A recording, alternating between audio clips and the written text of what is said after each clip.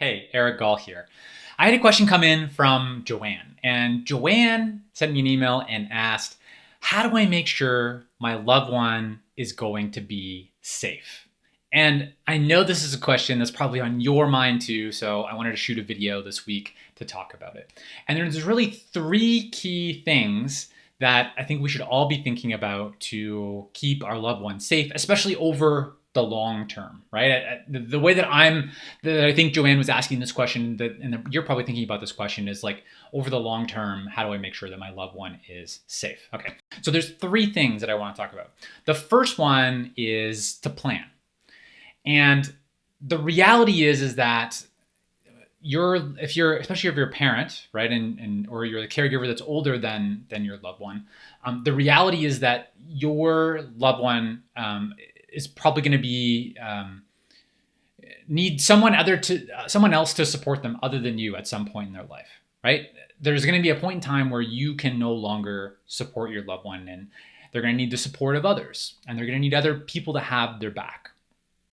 So if we don't plan for that, and we don't start building those supports, we don't start inviting other people in and having a plan around that, and to be intentional about it, right? Having intentionality about building this plan, right, for our loved one, especially around relationships, but all encompassing around our loved one's life, thinking about, what does home look like? What do the relationships look like? What does a meaningful day look like? What does supports look like? What do their finances look like? So we need a holistic plan for our loved one, looking at all of the elements of our life. And if we don't do that, right, if we kind of continue on and we don't do that planning, and one day our loved one goes from having our support to not having our support, that's quite harmful for our loved one. And it's also quite harmful for the other people that might be in our loved one's life. So we need to plan for what I call an awesome, ordinary life. And thinking about things like some of the things that I mentioned, right? So thinking about our loved ones' relationships, how they're contributing and having a meaningful day, our loved ones' capability and their own self-reliance, and how can we build that, their independence, right? Creating a home, what is the best home for our loved one? How do we create that and set that up? Support and finances, and really some of the other important elements of our loved ones' lives. And I support families to do that through the Life Plan coaching program. And in the coming weeks, I'll share more about that. So the very first thing that we need to do to make sure our loved one is safe is, one, plan. Number two is to grow, right? To grow, to make sure that our loved one is continuing to grow. No matter the age of our loved one, no matter our age, we can still learn, right? And we can still grow.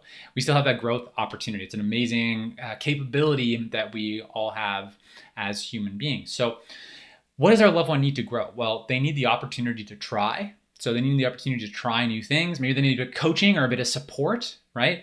And this might involve taking a little bit of risk, right? But manageable risk where if your loved one falls, they're going to get back up again, right? But a little bit of risk is also how we learn, right? So if we try something that doesn't work, hopefully we learn something from that. And maybe we need someone to coach us through that learning or support us through that learning. So we need to be able to grow, right? Because the more your loved one grows, the more self-reliant they are going to be, the safer they are going to be for a time when maybe you can't be there.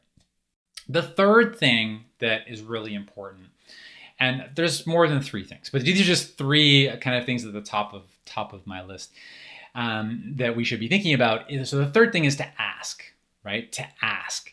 And for our loved one to be able to ask for help, right? So that being a skill or a capability that our loved one can learn, to ask for help when maybe it could be doing a task, or it could be where they're feeling overwhelmed, or it could be when they're feeling in dangers, or maybe they don't know which bus to take, but to be able to ask for help, right? And helping our loved one develop that skill, which is needed for at home, in the community, at work, kind of everywhere.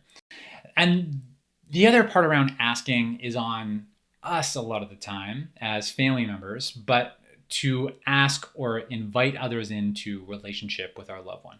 Often there's people that want to be in relationship with our loved one, but they really just aren't sure how to be in a relationship. They don't know how to approach it. And they're just kind of waiting there for us to ask. and they want to be a part of our loved one's life. And that's super important because for our loved one to be safe, they need loving, trusting relationships in their life other than us, right? And we're thinking about kind of sustainable safety over the longer period. Right? So we need to plan, we need to grow, support our loved one to grow, and we need to ask, right? We need our loved one needs to be able to ask for support and help, and we need to ask others to be a part of our loved one's life. So there you have it. So 3 key things to make sure that your loved one is safe and they're going to be safe moving forward into the future. And these are things that you can continue to build over time, but we need to be intentional about it. So I'd love it if you scroll down, left me a comment, let me know what's helpful for you or what stood out in this video, maybe what you're going to do as a result of watching this video. And I'm Eric Gall. Together, let's take a small step forward.